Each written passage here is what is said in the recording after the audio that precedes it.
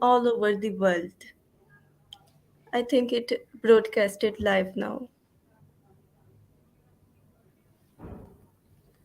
As I was saying, today is a special day as we celebrate International Women's Day, a day to recognize the social, economic, cultural, and political achievements of women all over the world. It is a day to reflect on progress that has been made and to acknowledge the work that still needs to be done. As we know that one of the biggest challenges that women face in workplace is navigating their careers through a male dominating society. And women have made significant progress. There is no doubt that women have made significant progress over the years, but there is still a long way to go. The gender gap in leadership positions is still prevalent, and women continue to face unconscious bias and gender discrimination. To speak on this topic, we have an exceptional speaker lined up for you today. I would like to welcome Ms. Ibtisam Mohammed Soleh, a solutions architect at Amazon Web Services. With a passion for inspiring young people to join the IT field, especially the girls, she has won the title of IT Girl of the Year in Sweden in 2019. And having held 12 different jobs in various roles and industries, Ms. Ibtisam is Am I audible now? Yeah, you are. Am I audible? Yes. All right. So, as I was saying, that Miss Ibtisam has won the title of IT Girl of the Year in Sweden in 2019, which led her to speak at various events. So, having held different jobs in various roles and industries, Miss Ibtisam is well versed in her field. So I would like to, without further wait, I would like to welcome her and please join me in giving a warm welcome to Miss Ibtisam Mohammed Saleh, and let's continue our webinar. Miss Ibtisam? Thank you so much. And Assalamu alaikum, everybody. My name is Ibtisam. A little more introduction about me later on. But today I'm going to be talking about navigating your career in a male dominated industry, specifically in this case, talking about the tech industry. And we're doing this um, okay, we're doing this because of the Women in Tech or Women in Tech, the International Women's Day celebration. So I hope you are having a good day and continue to have it in the next couple of hours with us or the next hour with us as well. But yeah, so this is what we're going to be talking about. First, I'll start with some introduction about who I am, and I want to know who is listening as well. And then I'm going to talk a little bit about why we are here, specifically referring to the industry, why we are working in IT. And then we're going to talk about the environment. How is the environment, the tech environment, and what can we do about the environment to make it more hospitable for everybody, not just men or the dominating gender. And lastly, I'm just gonna give you some tips and give you some of my contact information as well. So to start with, who am I? My name is Ibtisam, and I'm 24 years old. Oh, I know age is not something that a lot of people share, but I think where I come from, age is just a number, and so I don't really care. But yeah, I'm 24 years old, and my mom's Eritrean, my dad is Ethiopian, but I was born and raised in Ethiopia. But now I live in Sweden. And as they mentioned before, I am now working as a solutions architect at AWS or Amazon Web Services. I have so many hobbies. I couldn't even choose which ones to keep here, but I love reading books, specifically fiction books. I'm not really so much into nonfictions, but I do enjoy reading just things that never happened before or could never happen. And I like listening to different kinds of musics. Fun fact about me, I know so many Hindi or Urdu musics, even though I don't understand a word they're saying, except for the Arabic words, maybe. And I love languages. I speak 5 different languages fluently and currently learning my sixth language. And I love traveling. Fun fact, I'm actually now in Bali filming or filming this, having this presentation with you. So, yeah, that was a little bit of introduction about me. But now I want to hear more about the audience so I know who I am interacting with. So I'd like to know your names, which part of Pakistan you come from or you are in right now, and if you're a student, what you're studying, and if you're working, what you're working with. So maybe let's spend around 3 to 5 minutes doing that, and we will continue, inshallah. And I'll stop sharing my screen because I've shared the entire screen, and it's just going to be very messy for you if I keep sharing it.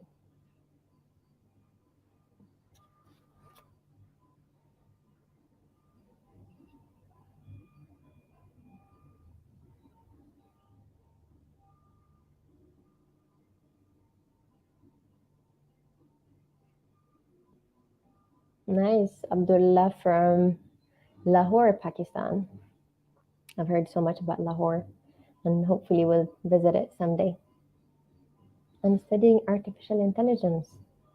That's a very hot topic right now.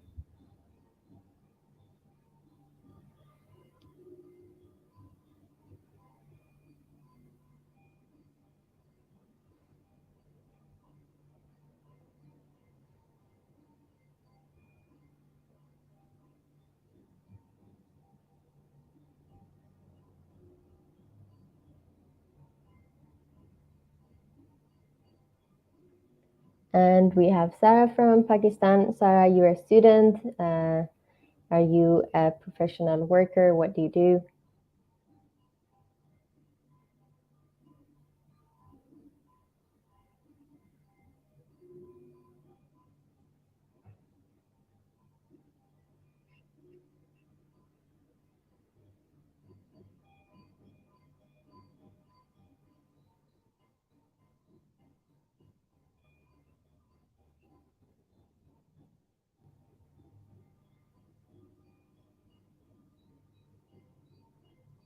Okay, now I am confused as to if we only have two people on the live or if people are just quiet.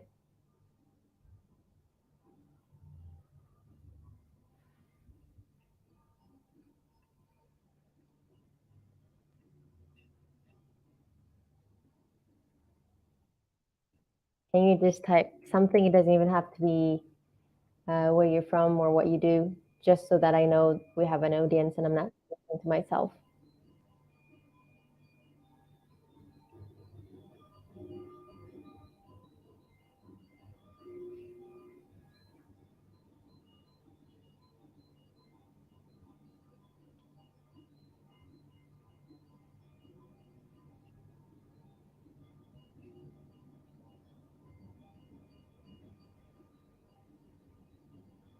Oh, one more person. So I think it's fair to assume that we are 4 or 5 people and alive.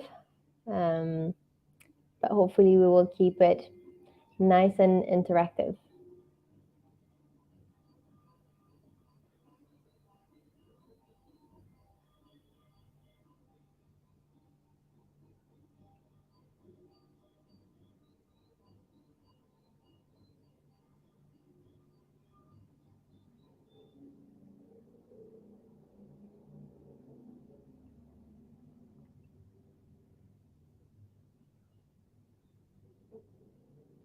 Oh, Amir from Amman. Nice. Or from Lahore. Oh, Momina. Oh, really nice. Okay. I think we became like 6 people. Momina from Lahore, studying psychology. Oh, mashallah, that's nice. and Kalsum from Lahore. Really good. I think we can continue if there are no more people. But let me try to share my screen now, and hopefully you can still see it.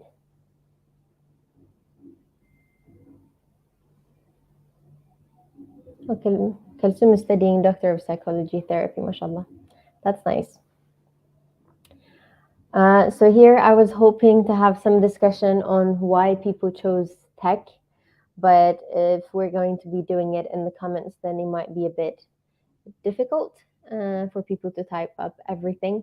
So I'll just um, sadly just skip this part. This is usually my favorite part because I'd like to know why people chose IT, if they have, if it was passion or accident or just parents' choice. But maybe we can go further and talk about my journey to IT then. So, as I mentioned before, I was born and raised in Ethiopia. For those of you who don't know what Ethiopia is, it's basically an East African country.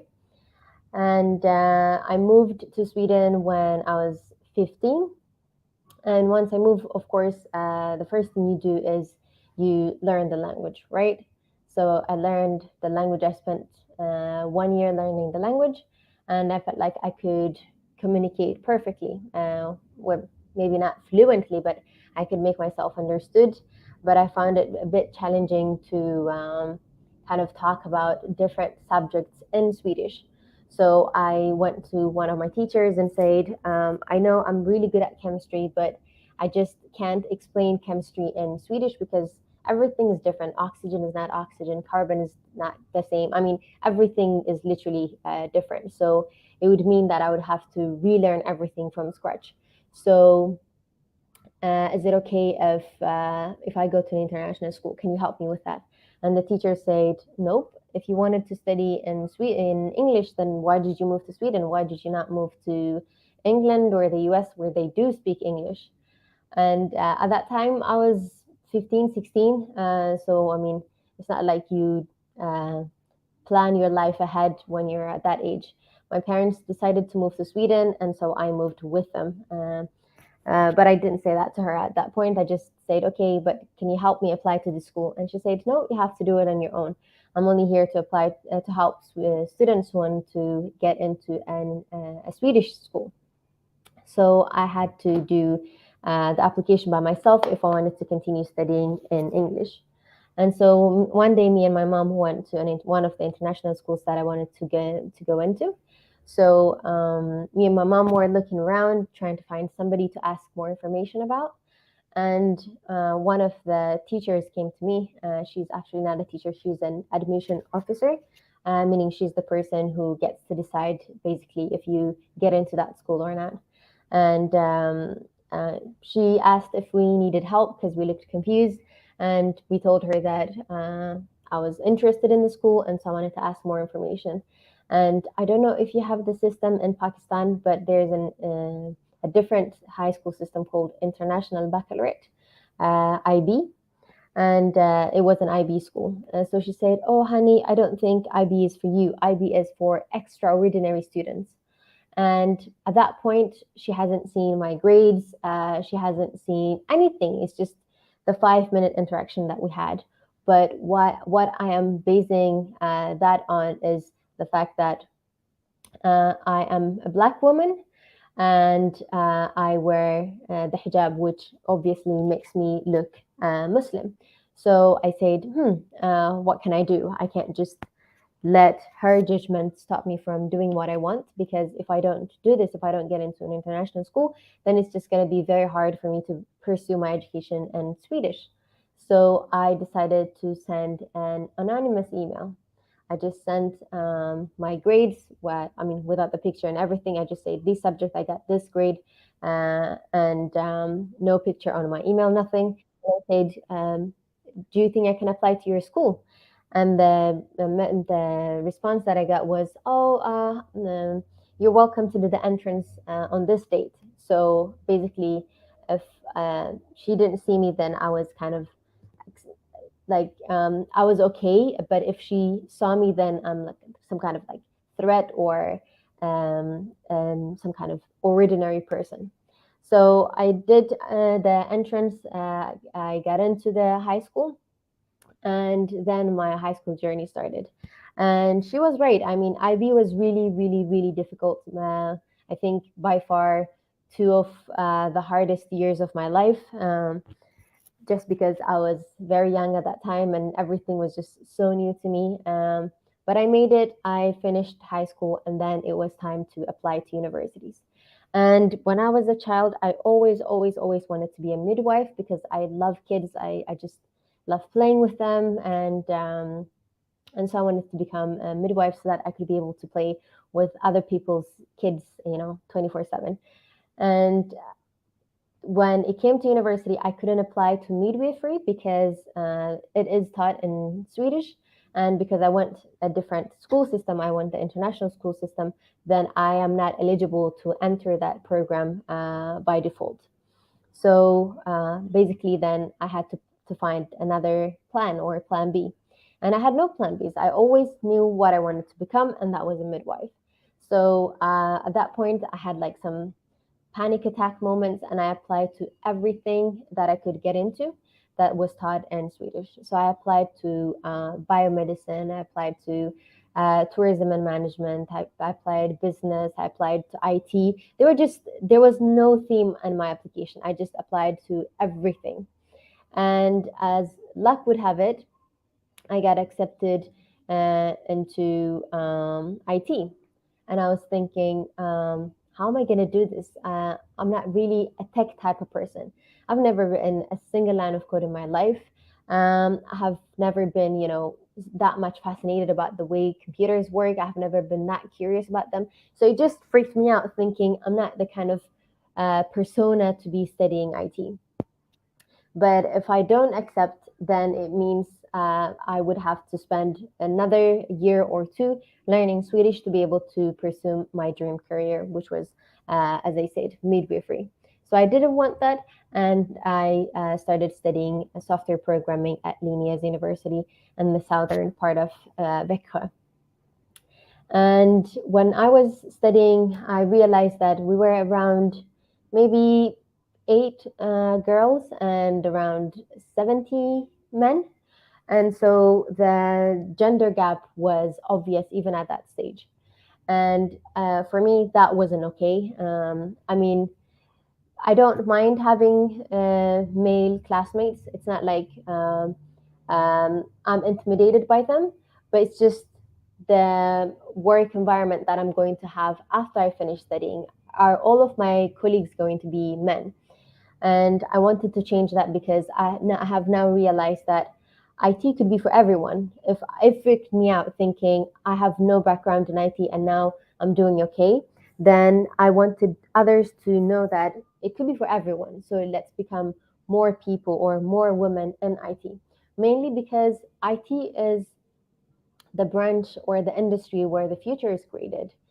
This is the industry that is revolutionizing the entire world. So if women are not included in this decision making process, then what do you think the world would look like? It's basically going to look like what it was designed from, or who it was designed from, and it is going to be men. And that was the case back in the days when there was slavery and everything was adapted to white people, and the others had to kind of just go along with what was created for people of other shades. And so this was my journey to IT and how I ended up there. It was all by accident, but I ended up liking it. And because I ended up liking it and I wanted others to join, I started teaching kids. I started being involved in different kinds of activities to try and bring other people, to try and inspire other girls. And because of that, I wanted to participate in a yearly competition that Microsoft Sweden has called IT Girl of the Year. And in 2019, I decided to take part in it. And I actually, nope, okay. I'm skipping way ahead. So, not to spoil the the news, but you've already heard it. So I won IT Girl of the Year, the title. But again, here I had some discussion point. I wanted to hear about your class or work environment. As I've shared before, in my class, it was the gender gap was very high and not very welcoming for everybody. So it was very challenging. Maybe I can take like 2 minutes here to give you some time to tell me how your class or work environment is, and then I'll share a bit more detail about my class environment when I was studying in university. So if you are, even if you are not a female, how does your work environment look like? Is it inclusive for everybody? Do you see some um, what areas of improvement that you think could be made in that environment? Please put them in the comment below so we can discuss instead of just me talking and boring you guys.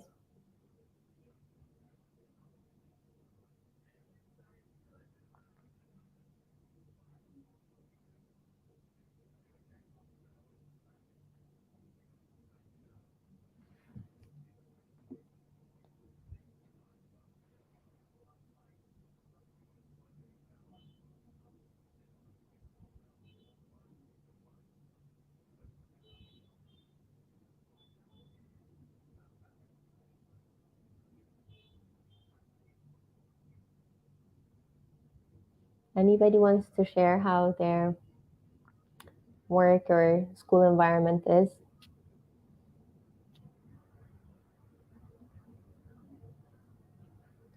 Do you have as many women as you have men, or is the gap very obvious?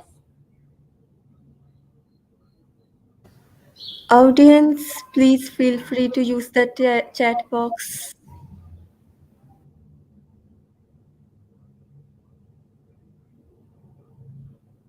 Momina thinks it's really good.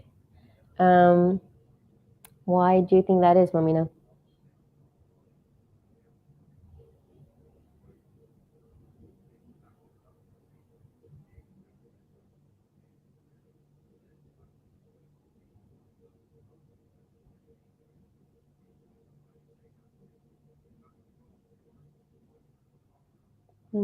I feel females are not getting fully comfortable in the classroom.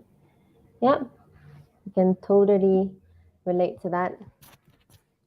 There are moments when I don't feel comfortable, even at work, or when we're at customers, and um, there are just moments when you're like, oh, I'm the only one, or oh, I don't belong here, kind of, and that creates a sense of um, uncomfortableness. And SUH tube, really good. I like your answers. It's like you say really good, but there's no explanation. But I'm really keen to know why do you think it is good, so that we could share it with other people, and hopefully their environment will become really good like you as well.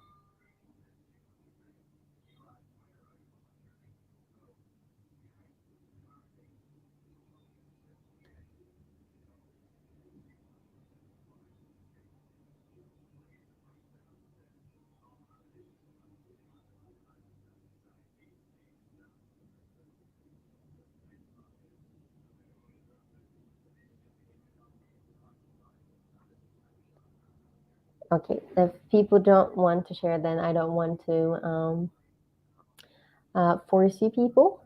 So we can continue with my presentation maybe.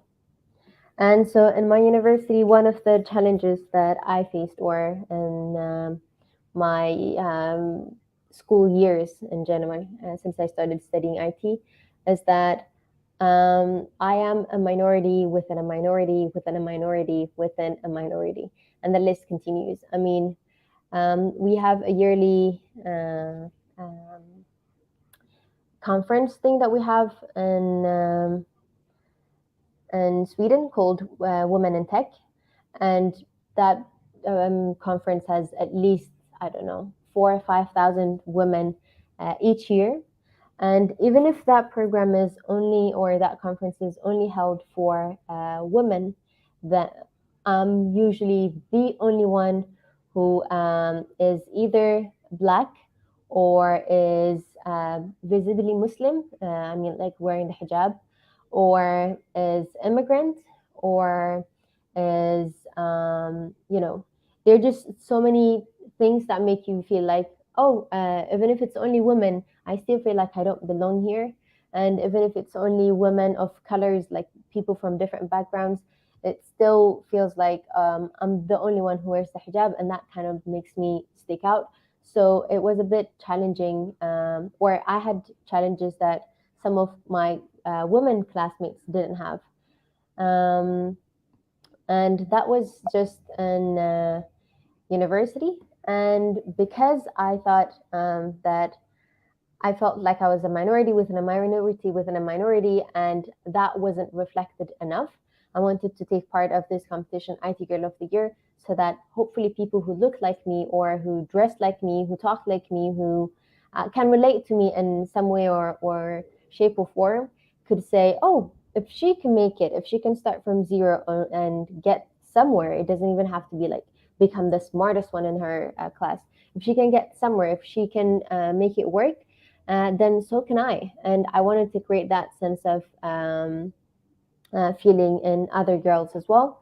And I won the competition, and uh, so many girls after that.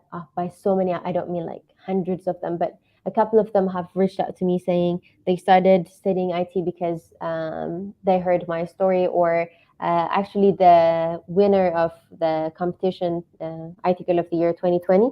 She said she participated in the competition to begin with because she saw a woman of color winning that competition. I think I'm the first one to win the competition that is not blonde, white, Swede. And by well, what I wanted to emphasize by this is that just showing up, just being the only one, or doing the first one to do something inspires others. It creates some kind of domino effect. So even if you are the only one at your job, or in your class, or in your community, it's okay. It pays off in the long run. And even if you change one person's life, you never know, that person might change 10 people's lives in the future. And for me, I really enjoy it. And to this day, when I get these kinds of opportunities, I try and share my story, because it's very simple, as my admission officer said. I'm a very simple girl, not extraordinary in any way. And so hopefully people could relate to that as well. By the way, if you have any questions while I'm presenting, feel free to put them in the comment, and I'll pick it up as we go. Or the moderators can tell me if there are any questions that I'm missing. And at workplace, some of the challenges that I face are, the first one and the biggest one is imposter syndrome. Um, as a You guys may not know, but I worked as a cloud consultant for 1 year before becoming a solutions architect. And of course, just 1 year working as a consultant doesn't give you enough knowledge or experience to become a solutions architect. And because of that, and because minority in this industry, I'm always feeling like I'm not doing enough, or I don't belong here, or people are going to find out that I'm a fraud, or it's just, there's so many feelings that I can't even put words to, because I don't know what I'm feeling. But every meeting I go to, I have to prepare double than my colleagues, because I feel like the customer might think I'm a woman, and so I don't know what I'm doing, and so I have to prepare and know everything. And if they ask me questions that is like out of this world, then I should be able to answer it, when my male colleagues don't have to do the same. And the second one is not being trusted at first. I have had a few experiences with this, not at my current job, but at my previous jobs, or when I'm interviewing for some positions. Then usually when they see that I'm a woman, then well, in Sweden we have different kinds of recruiting systems. Some of them they don't tell your names, your ethnicity, your gender. They just present them the qualifications, and when you go to the interview, that's when they know who you are, to try and minimize the unconscious bias. And so when I'm at the interview, being interviewed, the questions that I get asked are fairly non-technical, I would say, for a technical position. And when I ask why, they're like, "Yeah, but if you don't feel comfortable, then it's okay." And I'm like, I didn't even say that I'm not comfortable getting technical questions. If I'm going to be working with technical stuff, then I expect to get technical questions. But that's kind of the perceptions that they have. Just because you're a woman, you probably don't know a lot of tech stuff. So there, it's more about personality. How do you handle this kind of situation? How do you deal with this person, and so on. So there's that issue of not being trusted at first, and you kind of have to earn it to show that you're technically competent before they are able to say, "Oh yeah, she knows what she's doing." And that kind of goes hand in hand with the third point, which is having to constantly prove myself that I'm good enough, that I know this, and I know what I'm talking about, kind of. And this becomes very prominent when I'm working as a solutions architect, when and working with very, very, very highly talented people, and people, different kinds of stakeholders, sometimes even C levels. It doesn't it doesn't stop at earning trust. You always have to keep that trust going. And for me, my male colleagues, it might seem like, "Oh, sorry, I made a mistake, let's recover from that." But for me, it might be like, "Oh, I made a mistake." Now they're going to think like, "Ah, she was faking it all this time," or, "Oh, we knew she didn't even know these things, we were just testing her," kind of. So it's a different kind of challenge. I mean, I wouldn't say everybody faces this, um, but one thing that I have noticed is that culture plays a very big role. And one of the, I don't want to say too much, but a recent incident that I had was me and another male colleague were in a room talking to other people. And even if we both represented AWS and we both knew why we were there, we both presented kind of similar content. Uh, Almost 80 or 90% of the questions went to him directly, either mentioning his name or making it clear that it was supposed to be answered by him, which kind of made me feel very left out. And I don't know how to describe it, but it wasn't a nice feeling. I felt like in some things I knew the answers more than he did, and so he had to ask me the question after being asked. And it's just the constantly having to prove yourself part. It's just not one customer. It's not one person that you have to be like, "Oh, if they like me, then everybody else is going to think that I know this thing." Nope, you have to do it for everybody, and you have to do it, and that you have to adapt to different cultures as well. So that's just some of the challenges that women might face in their workplace. And what can we do about this then? But before we go here, let me check if there are any questions. Oh, okay. I see some answers here. Our class environment lacks creativity and innovation. Yeah, when you have diversity, usually the creativity and innovation invites itself. But yeah, that's really good point. Sometimes girls get bullied. Yeah, that also happens if you're like the few ones in a room that look different. It doesn't even have to be gender. You're going to be pointed at, you're going to be picked upon. And so that's really sad to hear. But I hope your or their male colleagues and male classmates can stand up to these people and tell them that girls are not here to be bullied, but to earn knowledge as much as their male classmates. My class environment is really good. No one bully each other, and we have really good. Oh, that's really nice to hear. Um, Class environment is very peaceful. Oh, that's really good. I'm glad to hear that in most of the in most of the cases, it's a good environment. Okay, you overcome gender bias and stereotypes in workplace. Um, So this is a really good question, and one way, or there's so many ways you can do this, but one way you can do it is by having to take that gender out of the equation. So it doesn't matter if the person is a woman or a man. If they are here to do the same job, then they will be able to handle it. So let's say both men and women are being interviewed, then instead of having to say, "Oh, he's a man," and he should be able to do these things, or he should be able to answer these questions, or she's a woman, let's ask her these kind of questions. Just try to leave the gender part out and kind of be neutral to both sides. And another one I would say is to, I mean, I really believe that we have different strengths and weaknesses.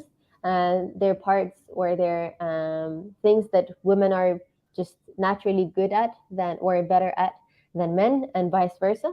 So trying to complement these things and trying to kind of magnify them and use them to be like, are you comfortable doing this?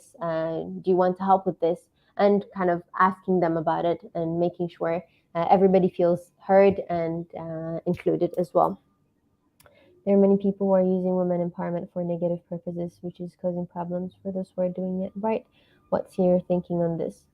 Um, I don't really know what negative purpose for this would be. Um, One thing I could think of is, or that I see a lot of, is when women say, "Oh, but I'm a woman." Like they use it as a way to victimize themselves, or kind of use it to benefit themselves and say, I went to this interview and I didn't get the job. I think it's because I'm a woman and they didn't want me. Instead of digging deeper into themselves and thinking, okay, how could I have done the interview better? Is it something that I could have changed? Is it something that I could work on? And then you bring in the gender aspect of everything else. Is like, if you think you have prepared, if you think the interview went good, or if you think the interviewer was being biased towards you, then that's when you say, "Oh, I really did my best, but the interviewer didn't like me or failed me because I was a woman." But what I see most of the times is sometimes women use this as an excuse to victimize themselves, thinking, "Oh, I didn't. This didn't happen for me because I was a woman, or they didn't let me do this because I was a woman." Instead, I think that's what you meant by negative purpose. That's how I interpreted it, anyways. But if you think I didn't address the question properly, or there's a different kind of purpose that they're using it for, then please feel free to elaborate. But I would say the reason why we want the industry to be diversified is, as I said earlier, because you become creative, you become innovative as a company or as a group, and we complement each other. And one thing I was reading up the other day, and I wanted to buy these Apple Watch thingies, and I was reading up reviews online, and somebody said, "Why are you buying an Apple Watch? Your phone can count your steps for you. You don't need it. You don't need an Apple Watch. It's just an overkill." And somebody typed, and a woman typed, and she said, "Let me tell you one thing. Women's clothing usually don't have pockets in them, so we don't take our phones around with us when we're walking, and so our steps will by default not get counted." And if you stand back and think about this situation, there's no way the man could have known that female clothing don't have pockets, because he might genuinely not know. He doesn't usually shop in the women's section. And there's no way for a woman to go around telling people, "Oh, you know what? Our clothes don't have pocket in them. Our clothes don't have pocket in them." So it's not anybody's fault. But if women have been involved in the decision making process, or if they had been involved in the different discussions, then this would have been solved. Then this kind of now this is a very simple example that I gave, but if we were to invent some kind of product and there are no women in the room, or let's say there are um, no, not this. Um, you don't say dysfunctional people, do you? um, People with disabilities. That's the word. If there are no people with disabilities in the room making the decisions, then by default, the product that we're going to design is going to be more adaptable towards people who don't have any disabilities, and we're not going to think about people with disabilities because that's just how we are as human beings. So that's why we need to bring in more women, or to diversify the industry in general. So going back to my slides, what can we do about it? And the first one is knowing that tech is for everyone. Tech is not just reserved for men, or it's not reserved for people who are gamers. It's not for people who love math.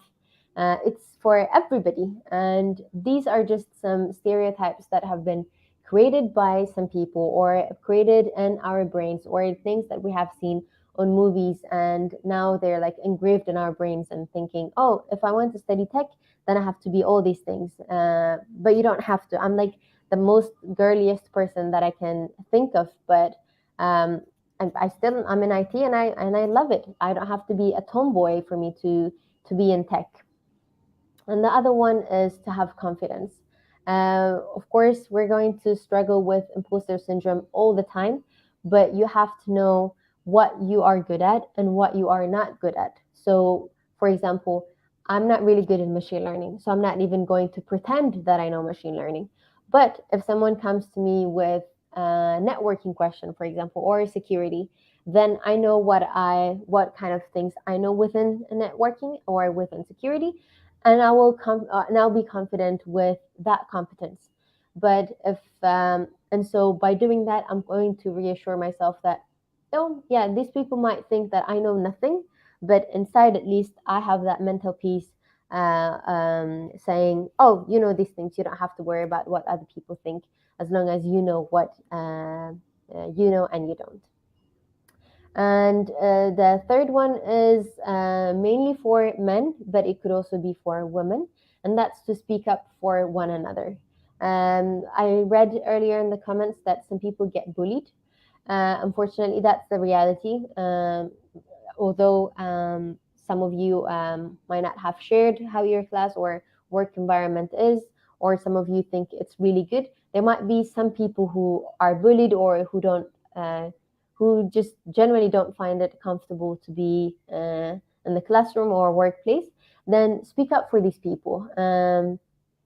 If you are, I mean, if you're a man, you have it good, like by default, and so speak up against other men, or I'm sure it's not coming from other women. So speak up against other men and challenge their thinking. And by that way, hopefully, you show solidarity, and that empowers the women to have more confidence, as we spoke about earlier, and to thrive within the industry as well. And the last thing that I wanted to mention is that this thing takes time. It's not like today we're going to talk about how to diversify the industry, how to create an inclusive environment, and then tomorrow everything is fixed, or this week everything is fixed.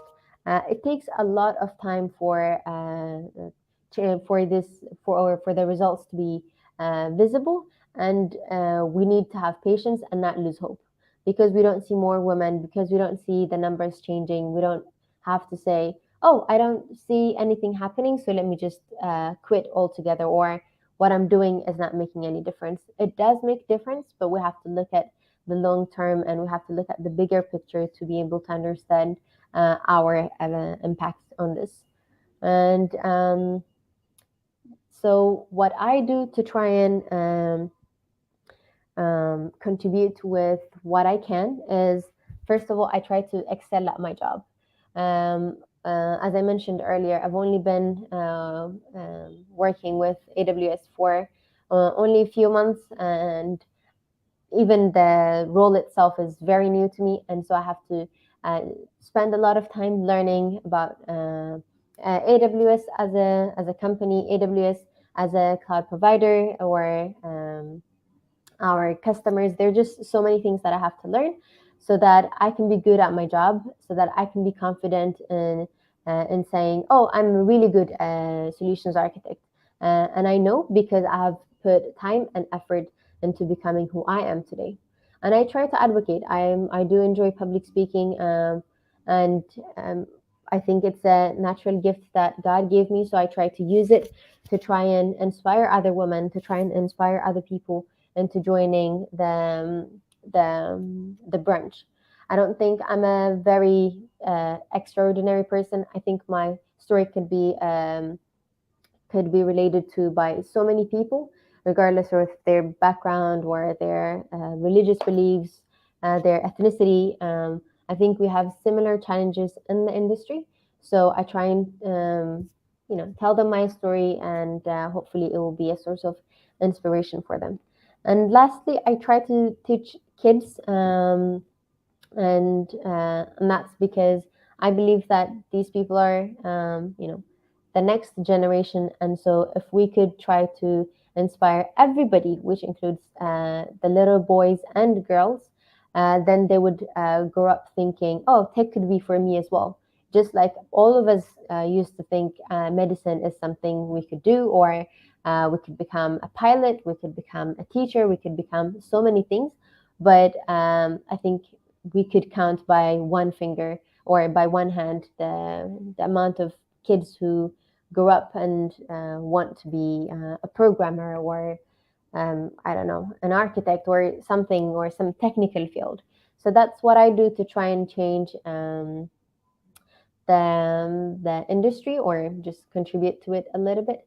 And that was all I had for this presentation. And thank you so much for listening. Shukriya. And if you have any questions, please feel free to drop them in the comment section, and I will try to answer them.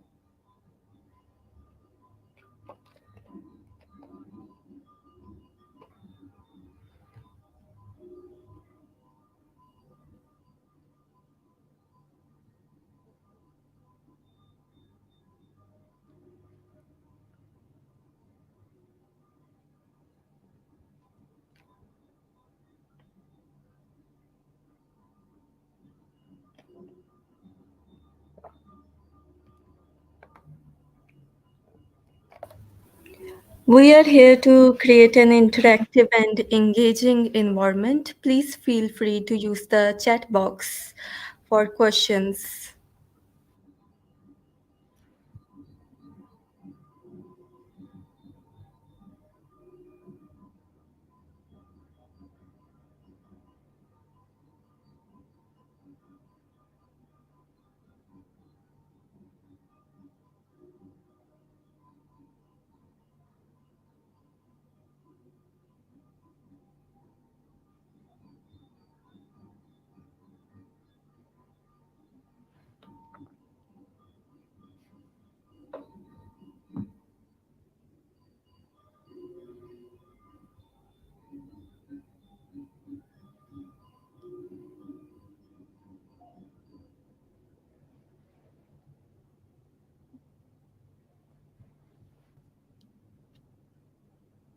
Any questions? If there are no questions, then yeah, that was it for me. Thank you, everybody, for listening. I really appreciate that. So, as a host, I would like to take a moment to thank Ms. Ibtisam for taking her precious time to speak at the webinar. Ms. Ibtisam, your expertise and insights were quite invaluable, and your presentation was engaging. I am pretty sure that our audience has greatly benefited from your knowledge and experience, and we also appreciate the effort you put in to prepare for it. Thank you so much for having me. It was a real pleasure. And lastly, I would like to thank the audience for joining us today and being part of this informative session. And I would like to express my gratitude for your precious time and participation.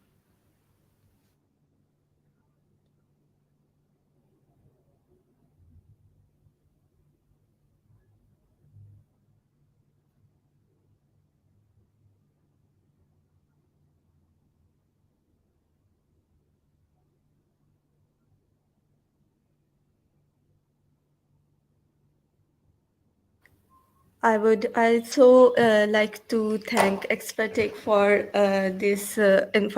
for arranging this informative webinar and giving us all an opportunity to get information and as and to benefit from experience of respected Miss Ibtisam. Uh, I would like to extend my thanks to Xperteq.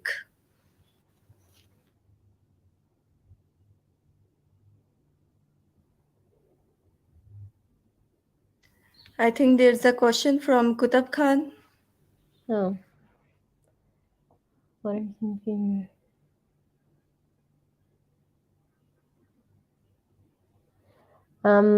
Yeah, that's a really good question. And one thing is that, first of all, you have to know your worth. And if people undervalue you, first of all, demand respect. And if there is no respect, if you're not being respected, then I personally, I don't like people who disrespect other people, and I do not deal with people who disrespect me.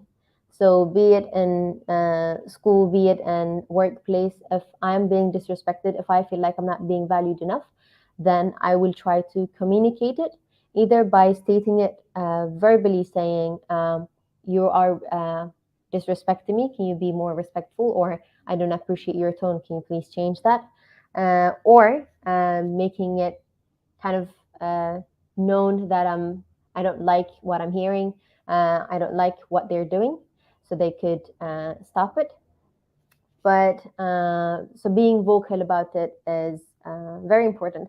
Like I mentioned earlier, when one of my colleagues was getting all the questions that we both held a session for, then he kept asking me questions to try and engage me. But I wanted the audience to know that I wasn't feeling welcomed, or I wasn't feeling included. So when he asked me the questions, I said, don't ask me the questions that you were asked. I want to answer the questions that I was asked. So that by stating it, hopefully the people understand that, oh, okay, then maybe we should keep our questions open. So whoever feels comfortable can answer the questions. And if they still want to direct their questions to him, then basically they're missing out on my perspective. And so it's not really my loss. And it's basically about knowing your value. And if people don't respect that, then you stop dealing with them. And I know this could be hard if this is at workplace, but I think if you escalate it to your manager or to your manager's skip line manager, then it would be dealt with, and people would even respect you more for that, for trying to solve these kind of issues in a more civil manner than just creating dramas or shouting at people and so on. And it's a really good idea to be good in what you're doing. If you're a programmer, be a really good programmer. If you are, I don't know, whatever you are, just be really good at it. And people will notice some way, somehow. You don't even have to say it. Your work and your actions will speak for themselves. And that's when people give you credibility and respect without even having to demand it. They'll come to you when they are stuck in some kind of problem, wanting your help, and that's when you know that you've made it basically. All right, I would like to extend my gratitude to Xperteq and Ms. Safura for arranging this informative webinar. And that's a wrap. Thank you for your precious time.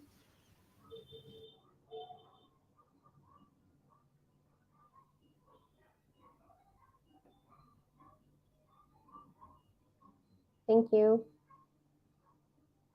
Bye.